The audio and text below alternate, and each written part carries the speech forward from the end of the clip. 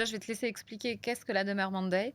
Comment t'en es arrivé à lancer ce projet? Le projet dont tu es le plus fier, évidemment, c'est l'association YouCare, mais aujourd'hui, tu œuvres sur un projet qui est quand même titanesque, à nos niveaux en tout cas. Donc, explique comment est née la demeure Monday, les étapes aussi, tu vois, administratives que tu as dû mettre en place pour pouvoir enfin, essayer en tout cas, parce qu'on touche du bois, Bon, c'est en mais cours. Oh, je là, vois ça pas y est, il n'y a plus pourquoi. de. Non, non. Mais surtout, les rencontres et les gens qui ont essayé de te mettre des bâtons dans les roues, parce que cette histoire, elle est quand même assez révélatrice du monde dans lequel on est aujourd'hui. C'est-à-dire qu'il y a énormément de gens qui veulent œuvrer pour aider, mais il y a aussi des gens, malheureusement, qui sont quand même très leur petit confort à eux et oublient que des fois, faire, ou même ne rien faire, à la rigueur, te laisser faire tout ce que tu avais envie de mettre en place, ne leur enlevait rien à eux et aidait d'autres personnes. Et c'est un très bon exemple sur la demeure Monday, mais en fait, au quotidien de l'association, c'est vrai qu'il y a une catégorie de personnes qui, en permanence, on a un deuxième projet, on va faire un refuge sur une péniche à Levallois.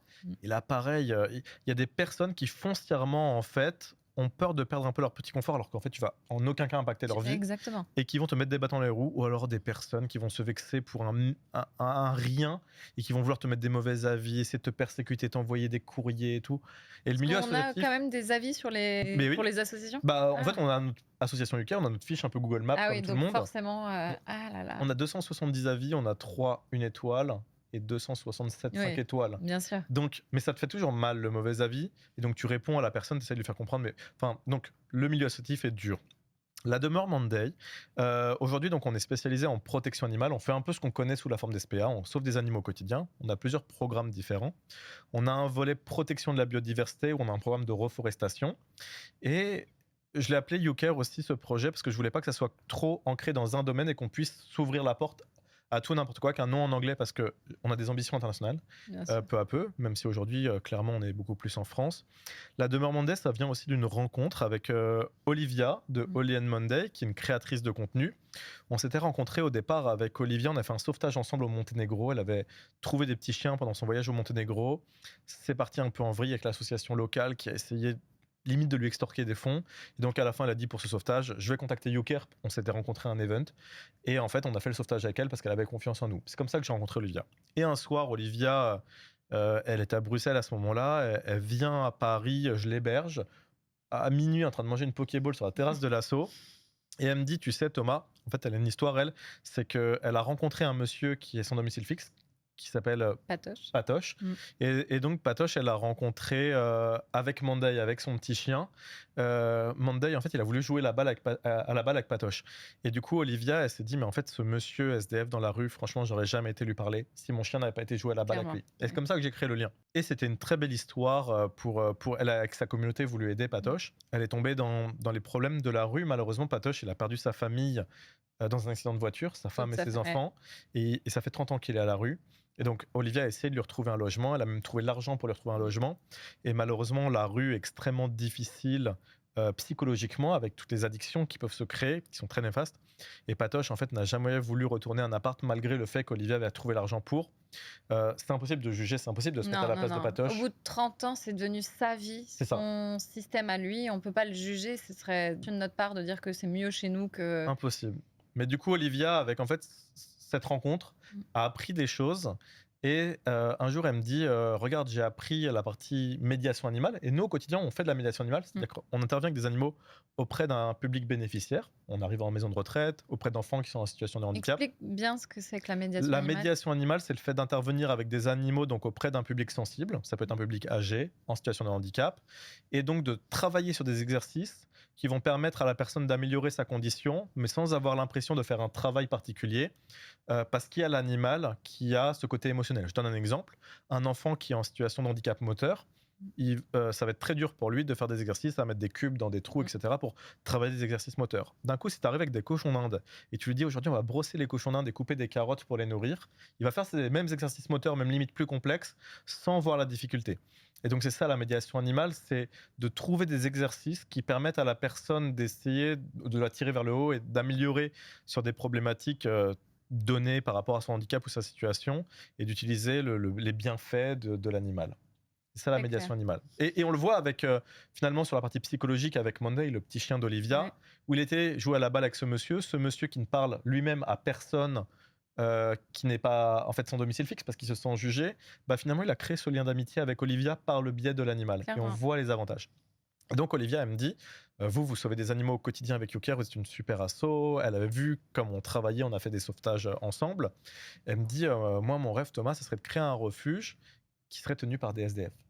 Et donc je lui dis, en 10 minutes, c'est la folie d'un entrepreneur, go. Je lui dis, Olivia, moi je sais un truc, c'est qu'avoir une bonne idée, c'est génial. Même dans la vie, c'est pas d'avoir des bonnes idées, c'est de savoir les exécuter. Exactement. Je trouve que tu as Je une te très bonne idée. rejoins. C'est ça, c'est ça. Et souvent, les entrepreneurs qui sont des jeunes entrepreneurs qui disent ah, je veux pas te parler de mon idée parce qu'elle est trop bonne. Mais en fait, ce qu'il faut, c'est savoir l'exécuter. Pour Et moi, il y a 2 types d'entrepreneurs. Les rêveurs et les faiseurs. Les Ouais. rêveurs, ils se lancent, c'est trop dur, ils arrêtent, ils font faillite, tout ce que tu veux. Les faiseurs, ils trouvent des solutions. Ouais. Un doer, c'est ça. Ouais. Et les mecs qui te parlent d'entrepreneuriat te disent aucune personne qui a plus de valeur que le doer, celui qui sait faire, celui qui sait exécuter. Parce qu'à la fin, tout le monde a des bonnes idées. À la fin, même une mauvaise idée avec un très bon doer, il te fait quand même Exactement, une boîte c'est- à 2 millions d'euros de CA à 20% de rentabilité. Et finalement, un rêveur avec la meilleure idée du monde, mais qui n'est pas du tout un faiseur, bah, il fera jamais le moindre fera faillite. euro. Donc, et ça, il y a peu de jeunes entrepreneurs qui comprennent à quel point savoir exécuter est en fait l'élément déterminant. Et pas forcément tant que ça l'idée. Donc je dis à Olivia, l'idée est super bonne. Moi, À ce moment-là, tu as un terrain. non, pas du tout. Ah, tu l'as pas encore. Non, Ah, non, ok. non, pas du tout. Donc l'idée vient, tu Je sais- dis juste l'idée l'idée. est géniale, mais tu sais pas Je où... dis franchement, je sais pas comment on va le faire, mais ce que je sais, c'est que moi, je suis capable de l'exécuter cette idée. On va le faire. Ok. Et donc à ce moment-là, bah au début c'est un truc un peu lointain où on va peut-être faire ça dans 1 an, 2 ans, 3 ans. Ce qui est juste sûr, c'est qu'on veut le faire ensemble, on va le faire. Elle a une bonne idée, moi je saurai l'exécuter. À ce moment-là, on a notre programme aussi de reforestation et on cherche des terrains pour avoir des pépinières. Parce que Ok. avant de reforester, avant de planter des arbres dans les forêts, ce qu'il faut absolument, c'est en fait, on a imaginé le problème à la source, c'est qu'il faut avoir déjà les arbres pour les planter dans les forêts. Et aujourd'hui en reforestation en France, je vais passer la partie technique. Il y a parfois, on importe des arbres de l'étranger. Par exemple, pour le sud-ouest, on n'a même pas assez d'arbres dans les pépinières forestières pour forester le sud-ouest à la vitesse nécessaire suite aux terribles incendies qu'on a eu il y a 2 ans. Ouais. Là, pour l'instant, on a des gros épisodes pluvieux. On va forcément avoir des annexes qu'on appelle des stress hydriques. Mhm. Et d'un coup, tu as d'énormes incendies.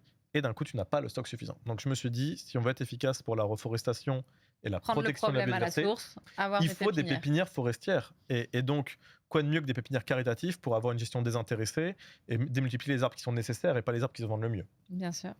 Et donc, à ce moment-là, on travaille avec la région Île-de-France. On répond à un appel à projet de Île-de-France Nature. C'est un des bras spécifiques sur la partie agriculture et biodiversité dans la région Île-de-France. On répond à un appel à projet. On gagne l'appel à projet. C'est venu un petit peu après d'avoir imaginé la demeure Monday. Et à ce niveau-là, en fait, le terrain fait 21 000 m². Il y a plus de 1000 m² de bâtiments de type maison, hangar. Au début, j'y pense même pas, en fait. Parce que Ouais. parfois, le truc hyper simple, t'y penses pas. Ouais, le truc Euh, le plus évident, des fois, Oui. tu Et clairement. donc, à ce moment-là, je me dis, oh, je commence à regarder les annonces pour acheter une maison. Énorme. Et Ah pour oui. faire la demeure Monday. Et au bout d'un moment, on discutait avec Olivia, on discutait aussi avec Cathy, qui est l'agent Ouais. d'Olivia, qui est aussi une femme super smart, qui est entrepreneur elle-même. On visite ensemble une première maison pas très chère, mais des montagnes de travaux à Ouais, faire. ouais.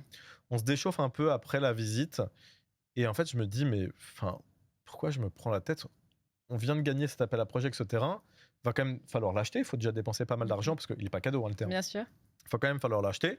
Et en fait, on a dans les 3 bâtiments, on a un bâtiment. On sait qu'on va l'utiliser à bon escient un jour, mais on n'a pas non Aujourd'hui, plus. il n'a pas de vocation à être utilisé Ouais, pour la il pépinière. n'y a, pas de vocation à être utilisé pour la pépinière. Et donc à ce moment-là, je dis à Olivia, à Cathy, mais attendez, en fait, j'ai ce bâtiment, il fait 3 étages.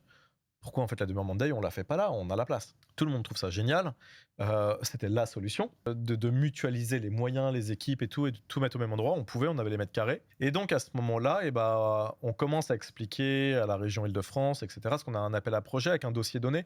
Et le dossier, on nous l'a donné pour faire une pépinière caritative. Mhm. J'avais inscrit dans le dossier d'appel à projet qu'il y aurait de toute façon un volet social sur de la formation, que ce soit sur des enfants, sur des publics sensibles, sur des enfants, des personnes en situation de handicap, aussi des tiges, des personnes qui font du travail d'intérêt général, Bien d'essayer sûr. de les passionner un peu sur les métiers de la nature, peut-être pour essayer de les remettre un peu dans le droit chemin. C'était pas spécifique sur la demeure Monday. Et donc je me dis, en fait, ce volet social, en fait, c'est la demeure Monday sur le projet. Clairement, ouais. Ça a du sens. Parce que finalement, ce dont ont besoin les personnes pour se réinsérer, c'est un soutien psychologique et émotionnel. En plus d'une équipe qualifiée, les animaux vont apporter ça. Mhm. On connaît les avantages de la médiation animale. Et finalement, à côté, on a une pépinière forestière avec des gens qualifiés au métier horticole. Et en France, on manque de personnes dans les métiers horticoles. La production française est ralentie dans les pépinières, non pas par la demande, mais parce qu'on n'a pas assez de personnes qualifiées pour faire les métiers de démultiplication des plants, de germination, etc., qui est très Donc l'idée de technique. la demeure Monday, c'est d'avoir des personnes qui viennent de perdre un emploi ou en tout cas un domicile, venir vivre dans cette demeure, apprendre un métier, aider aussi dans le refuge pour les animaux qui seront eux-mêmes aussi au sein de ce refuge en attente d'être adoptés. Et donc en fait, c'est un cercle vertueux. Exactement. En fait, et c'est ce que j'aime faire avec l'association YouCare, c'est de prendre chaque brique de nos programmes et de les faire travailler ensemble pour les rendre cohérents. Donc effectivement, on a le soutien émotionnel des animaux. D'un autre côté, ces humains nous aident à sauver des vies au quotidien. Mm. Donc c'est très beau, chacun s'entraide dans cette mission, chacun se sauve les uns les autres. Et en plus, les personnes, on va pas les héberger pendant 10 ans. Le but, c'est pas qu'ils restent greffés à l'association YouCare, c'est qu'on les aide dans ce moment difficile qu'ils ont eu dans leur vie. Le programme dure un an. Ils ont une formation diplômante sous forme de VAE, c'est des acquis de compétences Mhm. que tu fais en travaillant à nos côtés. On va travailler avec une école aussi pour mettre en place le programme. Et donc, au bout d'un an, ils obtiennent ce diplôme sous forme de VAE dans les métiers horticoles. Et après, on a des partenaires qui, dans leur programme RSE, et on a déjà signé un premier partenariat, qui promettent l'embauche à ces personnes. Et donc, on les sort définitivement de cette mauvaise passe parce qu'ils ont retrouvé une passion, un métier avec la nature au quotidien et avec une entreprise prête à les embaucher. Et donc Carrément. là, on a vraiment un programme c'est une première mondiale d'imaginer Ah, clairement. vraiment cette intrication de Donc on est plusieurs d'accord éléments. que là, il n'y a que des choses positives avec ce projet. Et quand tu te C'est ce lances, que tu te dis. voilà. C'est ce que tu te dis. À ce moment-là, donc on commence à expliquer. J'envoie un mail à la région, je leur explique et tout. Très très cool. Des personnes intelligentes, zéro problème. Je commence à expliquer ça aussi juste après au maire du village. Un monsieur adorable, avec une très bonne vision et tout, qui est content qu'on dynamise parce que il faut savoir que on récupère des maisons et à côté, il y a d'anciennes serres qui sont à l'abandon depuis plus de 20 ans. Mhm. Ces serres-là, il y a eu un camp de gens du voyage où ils Ah démontaient oui. des voitures. Ok. Ils ont dû être délogés par des CRS, ils polluaient le terrain, il y a du squat, etc. Donc finalement, c'est une verrue, c'est l'entrée du Mhm. village et c'est une verrue à voir. Et donc théoriquement, on amène de la sécurité, on amène de la rénovation Clairement, ouais. pour embellir. Donc forcément, le maire, comme un élu normal, se dit cool, il y a un truc qui va être Qui fait va se sur ce passer, projet, ça va ouais. être sécurisé. On n'a plus la peur de nouveau d'avoir un camp de gens du voyage qui puisse générer des nuisances. Donc ça avance bien. Et là, on a tout un petit comité de personnes habitant le village ou voisins, parce qu'on est pile à la limite avec la ville voisine, et qui commencent à lancer une pétition contre nous C'est fou. en commençant à déformer le projet. Donc en plus de gérer tous les problèmes qu'il y a à gérer quand on a une association, tu as dû gérer des gens qui t'empêchent d'avancer et de créer des beaux projets. Mais je pense que j'irai encore plus loin en disant que dans l'association YouCare, une bonne partie de mon temps, ma problématique quotidienne la plus importante est de gérer l'humain. Ah, c'est fou. Parce que comme je le disais tout à l'heure, tu as à la fois des personnes absolument magnifiques et tu as beaucoup, beaucoup de folie. Tu as des personnes avec des profils qui vont pas bien. Mhm. Et parfois qui sont agressives, qui sont mauvaises à ce moment-là parce qu'elles vont peut-être pas bien. Et donc il y a beaucoup, beaucoup de discussions avec des personnes comme ça. Et après, tu as des personnes qui sont foncièrement contre tes projets pour des raisons qui les regardent. Et donc, il y a des groupes Facebook, tu sais, les groupes locaux de Ouais. ma ville, etc. Et donc, il commence à y avoir des messages avec des gens qui essaient de se monter un peu la tête, de se retrouver sur les parkings du supermarché le week-end pour signer des pétitions. Ils commencent à distribuer ça dans les boîtes aux lettres. Ils commencent à dire mais c'est dingue ce projet. Vous êtes en plus à côté d'une école. Comment vous allez, mot pour mot, hein, comment vous allez faire pour éviter les attaques au couteau sur les enfants et les viols des enfants dans les écoles avec C'est vos terrible. bénéficiaires? Et là, tu te dis mais à quel point on peut devenir aussi extrême? À quel point on peut perdre son humanité? À quel point on peut perdre son humanité? La première fois qu'on est venu avec les bénévoles, avec Olivia, il y a 100 personnes qui arrivent ce week-end-là. Il y a des voitures dans toute l'impasse. Je pense qu'il n'y a jamais eu autant de monde dans le village. Il y a 2000 habitants. Avec 100 personnes, on représentait un 20e de la population locale pendant cette journée bénévole. On vient nous voir, on nous demande si on va faire un camp. Enfin, C'est fou. en fait, les gens ont très peur du milieu associatif parce qu'ils voient des trucs un peu extrêmes à la télé. Mhm. Ils se disent, bon, bah, c'est une association qui s'implante, ils ont l'air beaucoup, c'est mauvais. Mm. Et en fait, ce qui était hyper triste, moi, ce qui m'a attristé, c'est que par exemple, les personnes qui ont lancé la pétition, ils écrivent plein de choses et je me dis, ils ont même pas. On a pignon sur rue, tu t'as sur la page contact, tu as ton numéro de téléphone, je suis au bureau tous les jours, tu demandes à avoir le président, enfin, tu m'as en 20 minutes au téléphone, tu vois, Bien si je suis sûr. pas dispo, je te rappelle. Et je me dis, cette personne-là, parce que c'était une dame, mais avec toute une équipe, elle lance ça sans même me parler au téléphone pour essayer de dire bonjour monsieur, je me renseigne, voilà, moi j'ai ces craintes. Non, il te lance une pétition en En racontant plus, un sur truc. des choses qui étaient finalement pas fondées parce qu'elle ne savait même pas ce que vous alliez faire. Mais non, ils extrapolaient, enfin sur tellement de choses et donc des discours très durs. On fait une réunion au début locale avec monsieur le maire, avec des élus et donc dans une ville, tu as les élus qui sont de la majorité, tu as les élus de l'opposition. Mmh. Et aujourd'hui, maintenant que j'ai plus d'expérience sur d'autres projets, en général, si tu as le soutien de la mairie, les élus de l'opposition sont contre toi quoi qu'il se passe parce qu'ils sont Ah contre le bah, maire. oui, oui, bien sûr. Et donc, en fait, c'est juste politique. Et donc, Tu t'es retrouvée je au l'ai dans milieu plusieurs d'une villes. ouais, c'est Parce ça. que, en fait, c'est pas le projet, le problème. C'est que les élus de l'opposition sont contre le maire. Et si le maire te soutient, tu auras les élus de l'opposition qui casseront du sucre sur Très ton dos. clair, très clair. Le truc Donc débile. quel conseil tu pourrais donner à quelqu'un qui serait face à ce genre de difficultés? Je pense que quoi qu'il se passe, faut rien lâcher. Je pense que quoi qu'il se passe, faut faire beaucoup d'efforts pour communiquer largement parce que finalement, l'humanité revient toujours. Ah, On a fait une réunion avec monsieur le maire où il y avait peut-être, je sais pas, 150, 200 personnes. La salle dans laquelle le était village nous a accueillis trop était bu blindée. Les gens étaient debout. Et en fait, à la fin de ma présentation, les gens applaudissent et finalement, il y avait 10 réfractaires. Il n'y a pas plus sourd que celui qui veut pas entendre. ah ça, c'est sûr. Donc, il y a 10 réfractaires qui te disent que de toute façon, ton truc est nul. Mais il y en a 190 qui te disent c'est génial, qui applaudissent une dame qui arrive sur scène et qui dit à quel point c'est génial notre projet. Et donc finalement, C'est pour ça que tu te bats. faut, Pour aussi ces gens faut qui jamais s'arrêter pour les 2% qui font le plus de bruit que les Mmh. 98%. Si tu sais que ton projet est bon, tu le fais, tu vas à fond. Mais donc, en tout cas, voilà, mon conseil, c'est de ne jamais rien lâcher, de montrer techniquement ton projet, de répondre à toutes les questions et de jamais t'énerver. Et souvent aussi, C'est un on très m'a bon dit, conseil que j'ai du mal à appliquer parce que moi, je m'énerve vite quand tu m'expliques, parce que je connais bien l'histoire, moi, je suis incapable de garder mon sang-froid quand quelqu'un te met en face de choses qui sont fausses. Pour moi, c'est des discussions qui n'ont ni queue ni tête. En fait, c'est impossible et ton expression, elle est très juste. Tu ne peux pas raisonner quelqu'un qui a décidé qu'il allait de toute manière être Hmm, sourd, il ne va pas écouter ce que tu vas lui dire. Peu importe de toute manière l'explication que tu lui donneras, s'il a envie de ne pas écouter et de rester sur ses positions, tu le feras pas changer c'est d'avis. ça. Mais si tu as une audience qui est plus large, le fait de rester droit dans tes bottes, de Mm. répéter toujours le même discours et de rester extrêmement calme avec un discours, un langage soutenu, tu passes pour la personne intelligente qui a raison et il passe pour la personne folle, extrémiste, Borné, bien etc., sûr. bornée. Et c'est comme ça que ça s'est passé à chaque fois.